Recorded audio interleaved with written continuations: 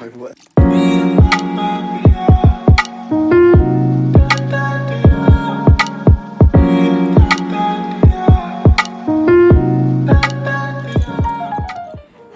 Everyone, welcome back to my Ash Diaries. ഇന്ന് നമ്മൾ ഒരു നാടൻ വിഭവമായ കൊഴുവ പീരയാണ് ഉണ്ടാക്കുന്നത്. അത് എല്ലാവർക്കും ഇഷ്ടപ്പെടുന്ന ഒരു കറിയാണ്. ചപ്പാത്തിയോടൊപ്പമോ ചോറോടൊപ്പമോ കഴിക്കാം. അതിനായിട്ട് 1/4 കിലോ കൊഴുവ വൃത്തിയാക്കി വെച്ചിട്ടുണ്ട്. പീരയ്ക്ക് ആവശ്യമായ 1 കപ്പ് നാളികേരം, 10 അല്ലിയോളം വരുന്ന ചെറിയ ഉള്ളി, 4-5 പച്ചമുളക്, 1 പീസ് ഇഞ്ചി, 2 തണ്ട് കറിവേപ്പില എന്നിവ എടുക്കും.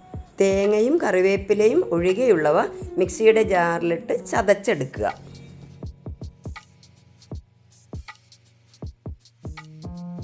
ആ ചതച്ചതിലേക്ക് നമ്മൾ എടുത്തു വച്ചിരിക്കുന്ന 1 കപ്പ് നാളികേരവും 2 തണ്ട് കറിവേപ്പിലയും ചേർക്കുക.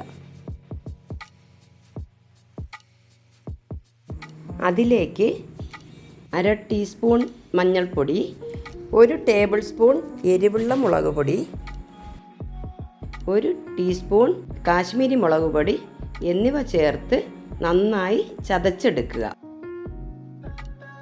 ഇതൊരു നാടൻ കറിയായതിനാൽ നമുക്ക് മൺചട്ടി ഉപയോഗിക്കുന്നതാണ് നല്ലത്. ഞാനൊരു മൺചട്ടി അടുപ്പത്ത് വെച്ചു.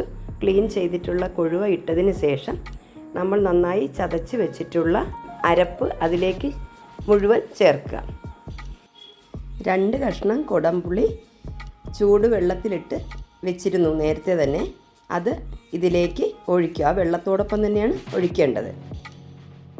പുളി ആവശ്യമാണെങ്കിൽ അത് കുറയ്ക്കുകയും ചെയ്യണം കേട്ടോ.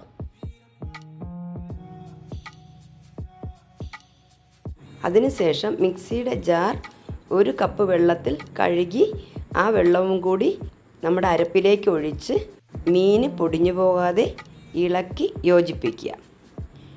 അതിലേക്ക് പാകത്തിന് ഉപ്പും കൂടി ഇടുക. ഞാൻ 1/2 ടീസ്പൂൺ ഉപ്പാണ് ഇപ്പോൾ ഇട്ടിട്ടുള്ളത്. 1/2 മുതൽ 1/4 ടീസ്പൂൺ വരെ ഉപ്പ് ആവശ്യം വരും. ആവശ്യമുണ്ടെങ്കിൽ നമുക്ക് കൂടുതൽ പിന്നീട് ചേർക്കാം. ഇപ്പോൾ കൂടുതൽ ചേർക്കേണ്ടതില്ല. അത് കഴിഞ്ഞ് നല്ലവണ്ണം ഒന്ന് യോജിപ്പിച്ച് വെള്ളം ആവശ്യമുണ്ടെങ്കിൽ 1/4 കപ്പ് വെള്ളവും കൂടി വേവാനുള്ള വെള്ളവും കൂടി ഒഴിച്ച് ഗ്യാസ് ഓൺ ചെയ്ത് മൂടി വയ്ക്കുക. തിളയ്ക്കുന്നത് വരെ ഹൈ ഫ്ലെയിമിലും തിളച്ച് കഴിഞ്ഞാൽ ലോ ടു മീഡിയം ഫ്ലെയിമിലും മൂടി വേവിക്കുക. ഇടയ്ക്ക് ഇളക്കാൻ നമ്മൾ മറന്നു പോകരുത്.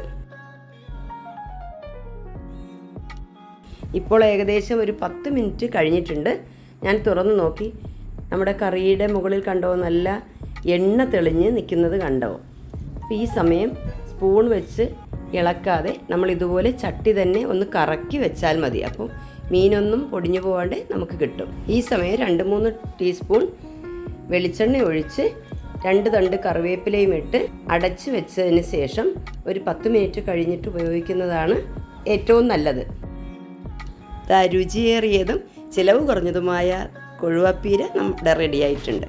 കൂട്ടുകാരെ, എല്ലാവരും ഇതൊരു പ്രാവശ്യമെങ്കിലും നിങ്ങൾ ട്രൈ ചെയ്ത് നോക്കണേ. എന്നിട്ട് കമൻ്റ് അറിയിക്കാനും മറക്കരുതേ.